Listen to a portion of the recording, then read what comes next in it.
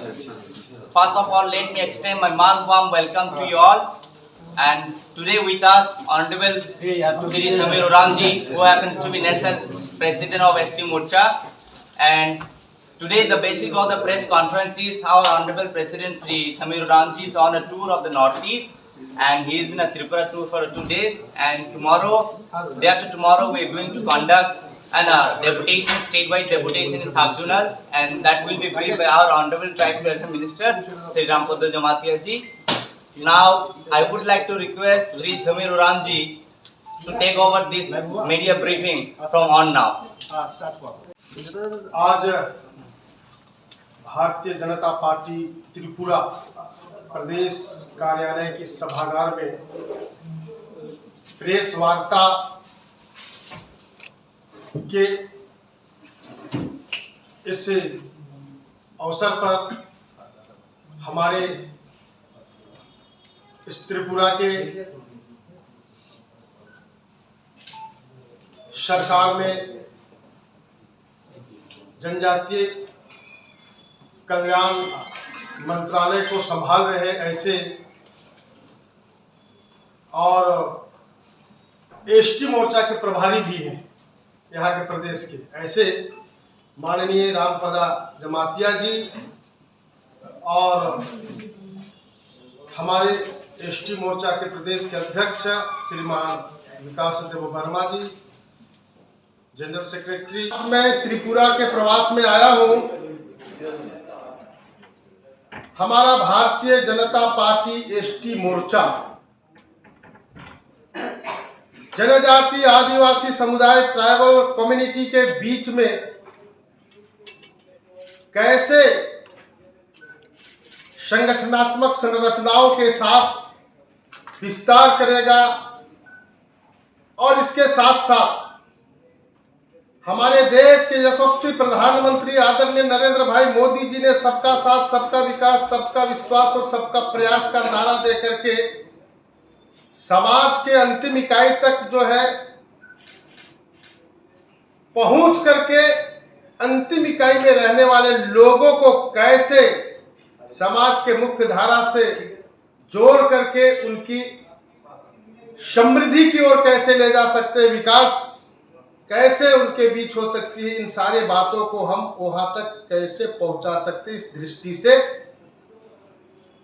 हम मोर्चा का समय समय पर प्रदेश की कार्यकारिणी, फिर जिला की कार्यकारिणी करके हम वैसे कार्यक्रमों को हमारा नीचे बूथ स्तर तक का संगठन है वहां पर पहुंचाने का काम करते हैं। आज हमारी पदाधिकारी बैठक होगी। कल 10 बजे से हमारा कार्यक्रम प्रारंभ होगा। उसमें हम सब लोग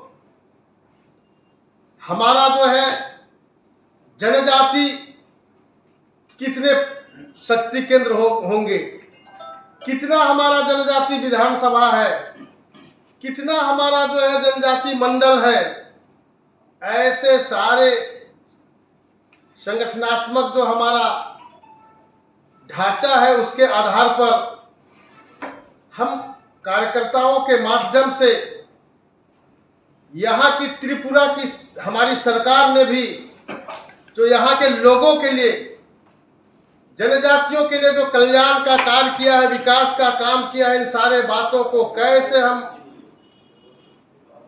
नीचे तक पहुंचा सकते हैं, लोगों तक पहुंचा सकते हैं, ऐसे सारे योजना करने के लिए हम कार्यकारिणी की बैठक रखे हुए कि भारतीय जनता पार्टी का एक एक कार्यकर्ता पूर्ण मनोयोग के साथ काम करते हुए संगठन के विस्तार के कार्यों में लगते हैं। इसलिए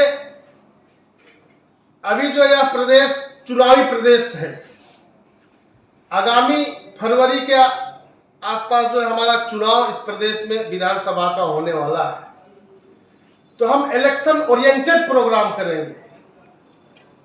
हम कैसे हमारे जो है कार्यकर्ताओं को भारतीय जनता पार्टी के कार्यकर्ताओं को के साथ जो भारतीय जनता पार्टी के जो बूथ की संरचना, वहां पन्ना प्रमुख तक की जो संरचना की गई है, उसमें इंटीग्रेटेड होकर के हम कैसे हम अपने कार्यकर्ताओं को वहां काम में लगा सकते हैं, इन सारे बातों की हम योजना रचना करने वाले हैं। मैं आप संवाददाता वार्ता में हम कह सकता हूं कि हमारे देश के यशस्वी प्रधानमंत्री और आदरणीय जगत प्रकाश नड्डा जी जिस प्रकार से जो संगठन के कार्यकर्ताओं को पूरे सक्रियता के समाज के सेवा के लिए जो लगाया है, पेंडेमिक आवर में भी हमारे एक एक कार्यकर्ता सेवा के कार्य में लगे थे, यानी सेवा ही संगठन है, इस रूप में काम हुआ था। हमारे देश के यशस्वी प्रधानमंत्री जिस प्रकार से जनजातियों के लिए विकास की नई नई योजनाओं को सृजित करके इंप्लीमेंट करने का काम किया है, चाहे एकलव्य मॉडल रेसिडेंशियल स्कूल हो उनके पढ़ाई लिखाई के लिए, चाहे हमारा ट्राइफेड के माध्यम से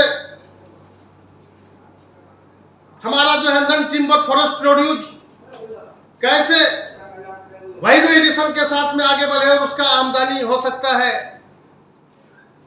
हमारा जो वंदन केंद्र के माध्यम से कैसे सेल्फ हेल्प के हमारे ट्राइबल बहनें हैं वो कई प्रकार के छोटे छोटे कार्य को आगे बढ़ाते हुए जा सकते हैं इस दिशा में। और तो और मैं कह सकता हूं कि हमारे यशस्वी प्रधानमंत्री जी ने ट्राइबल विलेजेस का डेवलपमेंट के लिए प्रधानमंत्री आदि आदर्श ग्राम विकास योजना के माध्यम से हमारा ट्राइबल विलेजेस, ट्राइबल एरिया कैसे डेवलप हो, इसलिए कन्वर्जन स्कीम के अंतर्गत इंटीग्रेटेड प्रोग्राम करके वहां पर सारी योजनाएं गांव में जनजाति के अंदर में वो इंप्लीमेंट हो, इस बात को कैसे इस प्रदेश के साथ मिलकर के उस गांव में इंप्लीमेंट हो सकता है, ऐसे बातों की भी जानकारी हम लोग देंगे। ट्राइबल कमीशन के बहुत सारे प्रोविजंस हैं, वो हमारा जो जनजाति भाई बहन उसको ठीक ढंग से जानकारी नहीं रहने के कारण उपयोग नहीं कर पाते। तो इन सारे नियमों के बारे में हम अपने कार्यकर्ताओं को बताने वाले हैं। जनोपयोगी योजना, चाहे वो प्रधानमंत्री आवास हो, चाहे आयुष्मान भारत योजना हो, स्वास्थ्य के चिकित्सा के लिए, इलाज के लिए जो व्यवस्थाएं दी गई है, इसको आज भी गांव के लोग नहीं जान पाते हैं, लेकिन हमारे यहाँ त्रिपुरा की सरकार ने गांव गांव तक इस चीज को बताने का काम किया है, यहाँ से लाभान्वित हो रहे हैं।